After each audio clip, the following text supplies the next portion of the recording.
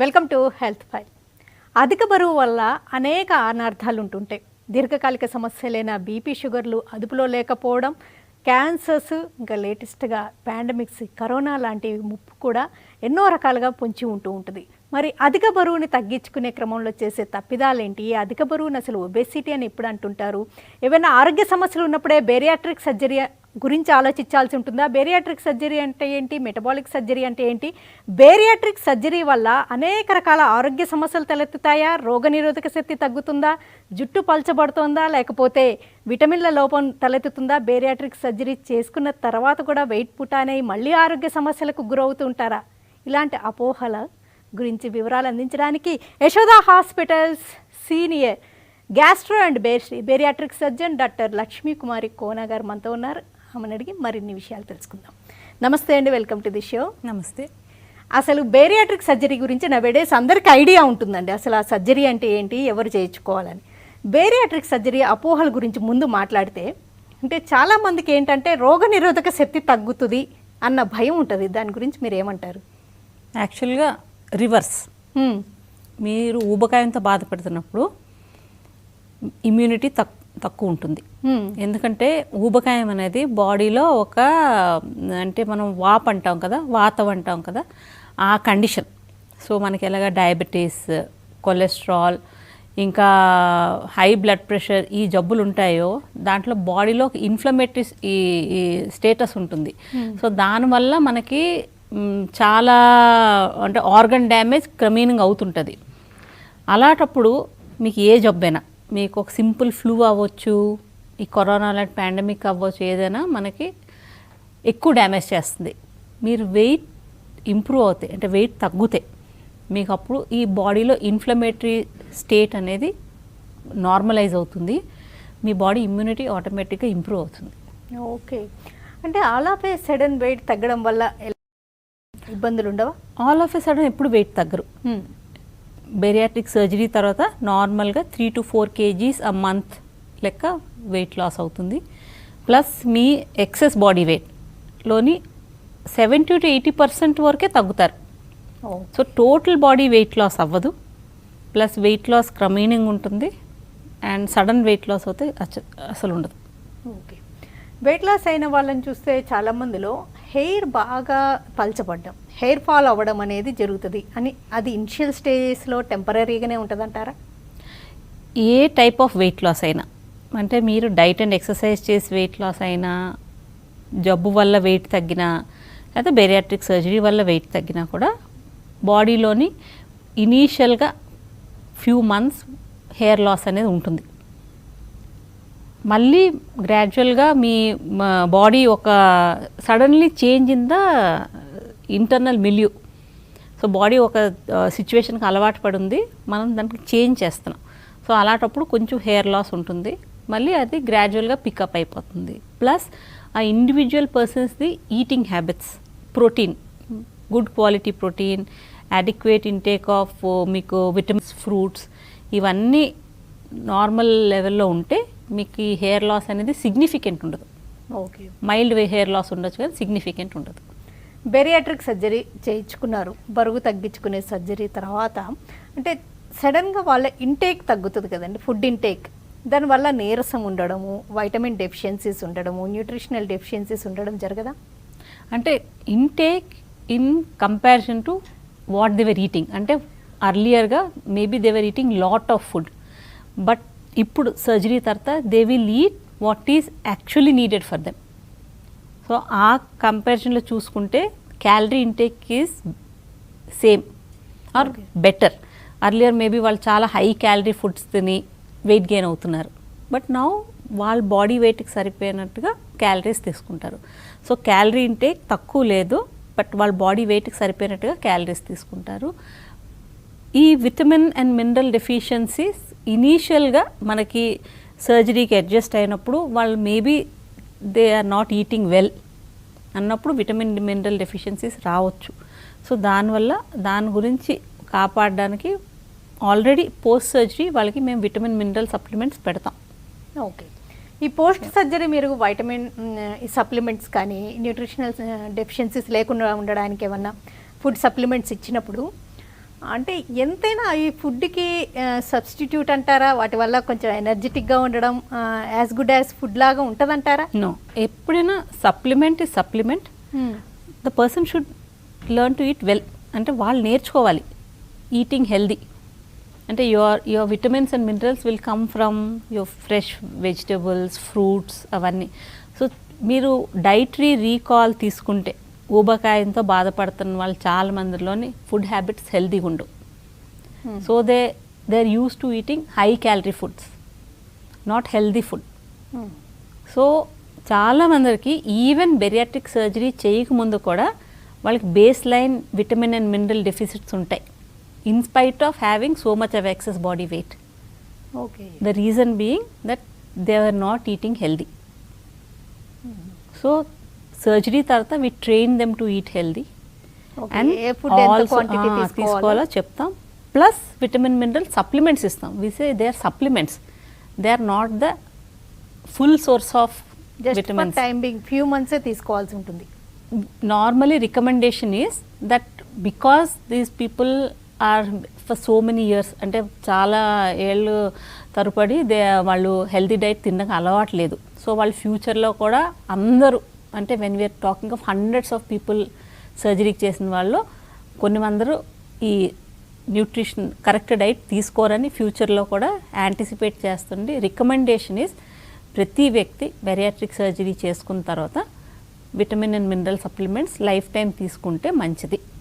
Life time తీసుకోవాలంటారా? Okay. Bariatric surgery age వైజ్గా వాళ్ళ రికవరీ రిజల్ట్స్ ఉండడం అలా ఉంటుందంటారా? ఏజ్ వైజ్ కంటే వాళ్ళు ఫిజికల్ కండిషన్ ప్రకారం. అంటే someone can be 40-year-old but maybe more deteriorated because of weight. Someone can be a 70-year-old but still reasonably fit in spite of weight. So వాళ్ళ physical condition ప్రకారం recovery ఉంటుంది. Okay. Bariatric surgery రిజల్ట్స్కి gender బేస్డ్గా ఏమన్నా ఉంటాయా? Gender బేస్డ్గా ఏమి ఉండదు. Procedure based. Procedure based, yeah. Procedure base, follow up diet and follow up physical activity. Okay. Bariatric surgery తర్వాత ఫెయిల్యూర్కి గురవడం లేకపోతే రీడూ సర్జరీస్ చేయడం ఎవరిలో అయినా జరుగుతాయా? జరుగుతాయి. ఫెయిల్యూర్ అంటే the person has fail the surgery. అంటే ఒక వ్యక్తికి ఒక ప్రొసీజర్ చేసాం and they have not maintained their diet properly and tried to cheat the procedure and again gained back weight. So వాళ్ళకి రీడూ చేయొచ్చు, but not before correcting their eating disorder. Plus next category ఉంటారు, ఒక type of bariatric surgery చేసాం వాళ్ళకి, అంటే చాలా obese ఉన్నారు, వాళ్ళకి ఓన్లీ రెస్ట్రిక్టివ్ ప్రొసీజర్ చేసాం. సో దానివల్ల వాళ్ళకి అంత వెయిట్ లాస్ అవ్వదు. సో అలాంటి వాళ్ళలో మనం we can always convert them back in to bypass procedure. కొన్ని మందిలో టెక్నికల్ ప్రాబ్లమ్స్ రావచ్చు అండ్ సర్జరీలో, ఎందుకంటే different institution, different degrees of experience. So less experience surgeons, smaller ప్లేసెస్లో వితౌట్ మచ్ బ్యాకప్ కొన్నిసార్లు వాళ్ళలో టెక్నికల్ ప్రాబ్లమ్స్ రావచ్చు. అప్పుడు అది కరెక్ట్ చేయడానికి రీడూ. సో రీడూకి 3 రీజన్స్ ఉంటాయి. ఒకటి రీగెయిన్, ఒకటి ఫస్ట్ స్టెప్ నుంచి సెకండ్ స్టెప్ కన్వర్ట్ చేయడం, ఇంకోటి టెక్నికలీ కరెక్ట్ చేయడం. So depending upon that individual case we decide. Okay. ఎవరైనా పర్సన్ మీ దగ్గరకు వచ్చి వెయిట్ పుటానయం నేచురల్ వేలో కాదు, మాకు డైరెక్ట్గా సర్జరీ చేయండి అంటే చేస్తారా, లేకపోతే కొన్ని ఫ్యూ మంత్స్ ట్రై చేసి రమ్మంటారా? అంటే ఆ వ్యక్తికి ఎంత బిఎంఐ ఉంది. సమ్మన్ ఈజ్ బిఎంఐ 50 or 60, వాళ్ళకి న్యాచురల్ మెథడ్స్కి ట్రై చేయండి అని వదిలేలేం, ఎందుకంటే దే మే సకమ్. అంటే because already they have crossed a point where natural methods will not work. But you have a young person 30-35 BMI who has not put any effort to lose weight, వాళ్ళకి try diet and exercise and then come back. Because ఆ వ్యక్తికి healthy eating, exercise, weight loss అవ్వడానికి ఎంత effort పెట్టాలో వాళ్ళు appreciate చేయాలి. అప్పుడు surgery చేస్తే వాళ్ళు they will maintain it better. ఎవరు ఏం ఎక్సర్సైజ్ ఏం చేయం, just we need a surgery do it అంటే వాళ్ళకి ఎప్పుడు సర్జరీ రికమెండెడ్ కాదు. ఈ టైం, ఇక పాండమిక్ టైం అండ్ ఇప్పుడు మళ్ళీ ఒమిక్రాన్ పెరుగుతున్న ఈ సందర్భాల్లో బెరియాట్రిక్ సర్జరీ లాంటివి ప్లాన్ చేసుకోవచ్చా? అంటే ఇవి ఎలెక్టివ్ సర్జరీస్ కదా. Emergencies కాదు. అది ఫస్ట్ స్టార్టింగ్ కోవిడ్ స్టార్టింగ్ అప్పుడు కొంచెం కన్ఫ్యూజన్ ఉన్నాం, అంటే కోవిడ్లోనే ఎలెక్టివ్ సర్జరీస్ చేయొచ్చా లేదా. But almost in past 2 years the pandemic has not gone, but we're back to we're living with it. We're to learn to live with it and carry on with this work. Because మనం elective surgeries చేయకపోతే people are either dying because of the primary disease, not because of COVID, or they are coming with complications. Because ఈ surgeries COVID అవ్వని చేద్దామని they are coming in a badder shape because of the primary disease. So elective surgeries చేయకుండా ఉండాలి అని ఇప్పుడు there is no recommendation like that. Initial first 2 monthsలోనే ఆ confusion వల్ల ఎలెక్టివ్ సర్జరీస్ విత్ హోల్డ్ చేశారు. కానీ ఇప్పుడు elective surgeries are all permissible. ఆ వ్యక్తికి సర్జరీ 1 day బిఫోర్ RT-PCR చేస్తాం. యాక్టివ్ కోవిడ్ ఉందా లేదా, యాక్టివ్ కోవిడ్ ఉంటే వెయిట్ చేస్తాం. యాక్టివ్ కోవిడ్ ఉన్న వాళ్ళకి ఎమర్జెన్సీ సర్జరీ తప్ప ఎలెక్టివ్ సర్జరీస్ చేయం. But person is not having any Covid, వాళ్ళకి సర్జరీస్ చేసుకోవచ్చు. కాల్ చూద్దామండి. శ్రీనివాసరావు గారు, నెక్స్ట్ కాల్ చూద్దాం. హలో హలో, నమస్తే, చెప్పండి. ఏం లేదమ్మా, కడుపులో చెప్పండి. పేగులో కొద్దిగా లాగేసుకున్నట్టు ఉండే. నాకు అంతకుముందు పిత్తాశయం తీసేసాను, అట్లా రాళ్ళు ఉన్నాయని.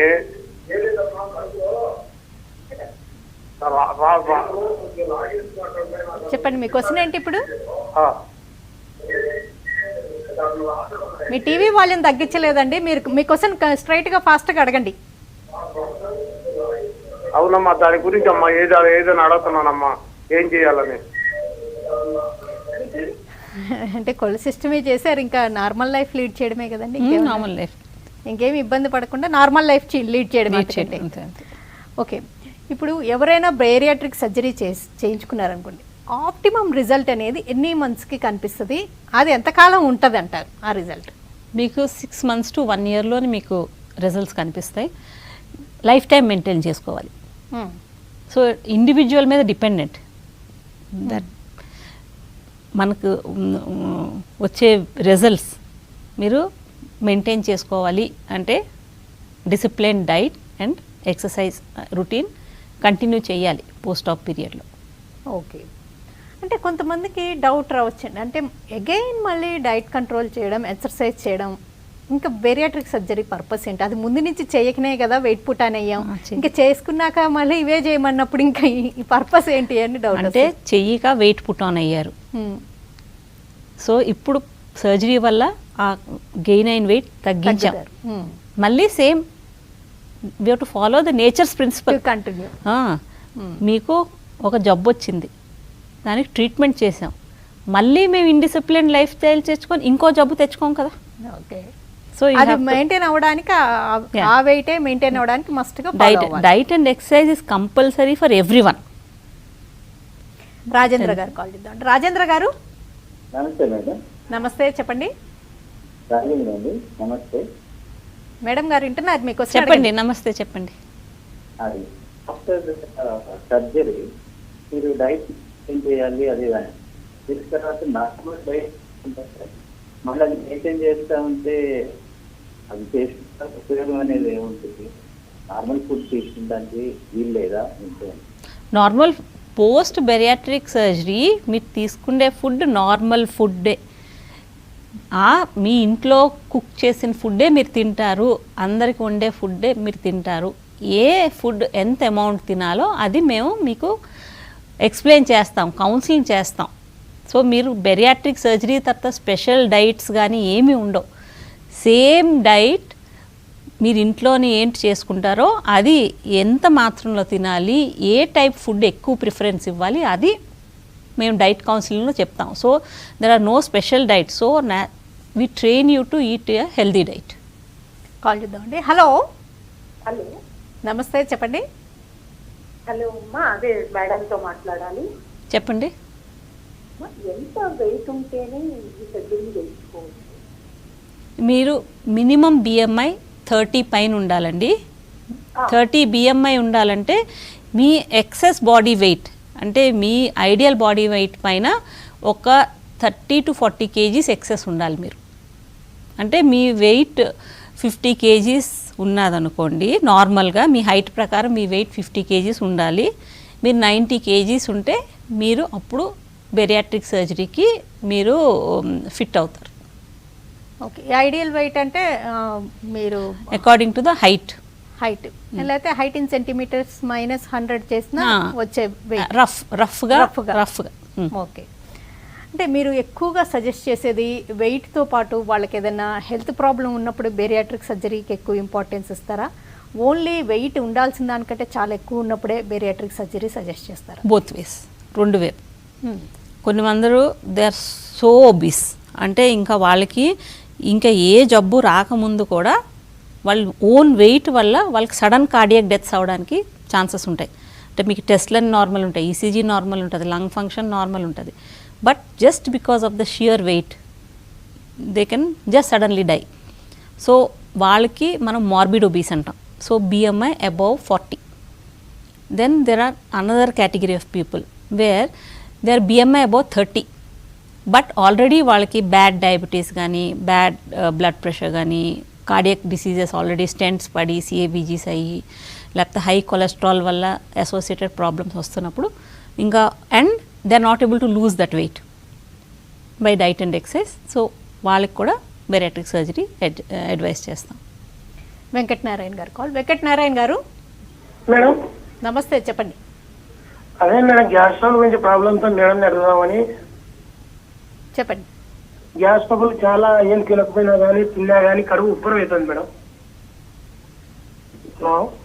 దానికి మీరు జస్ట్ ఇలాగా టీవీలోని మనం ఒక క్వశ్చన్ ఒక మెడిసిన్ ఇచ్చి ఆన్సర్ చేయలేము. మీరు అది హాస్పిటల్కి వచ్చి కొంచెం టెస్ట్లు అవన్నీ చేయించుకుంటే, ఎందుకంటే మీరు చెప్పే ట్రబుల్కి అనేక కారణాలు ఉండొచ్చు. సో కారణం నిర్ధారించి దాని ప్రకారం మెడిసిన్స్ పెడతాం. మీరు ఇన్ని ఇయర్స్ సర్వీస్లో ఒక సీనియర్ ఎక్స్పర్ట్ బేరియాట్రిక్ సర్జన్గా ఎన్నో వందల మందికి, ఇన్ఫ్యాక్ట్ చాలామంది సెలబ్రిటీస్కి కూడా చేశారు బేరియాట్రిక్ సర్జరీ. అసలు మోస్ట్ కామన్, మోస్ట్ ఆఫెన్ ఏ క్వశ్చన్ అడుగుతూ ఉంటారు? అన్నీ చెప్పిన తర్వాత ఏం సైడ్ ఎఫెక్ట్స్ ఉండవా అని అడుగుతారు. సో నేను చెప్పేది వాళ్ళకి ఏంటంటే, మీరు ఆల్రెడీ వెయిట్ వల్ల వచ్చే దాని బ్యాడ్ ఎఫెక్ట్స్ అన్నీ యూఆర్ ఎక్స్పీరియన్సింగ్ దెమ్. సో నేను ఒక ట్రీట్మెంట్ చేస్తున్నాను. సో ట్రీట్మెంట్ వల్ల బెనిఫిట్ ఉంటుందనే హాస్పిటల్స్ ఉన్నాయి, ట్రీట్మెంట్ ప్రొవైడ్ చేస్తున్నాం, ట్రీట్మెంట్ వల్ల మీకు మంచి అవ్వాలని.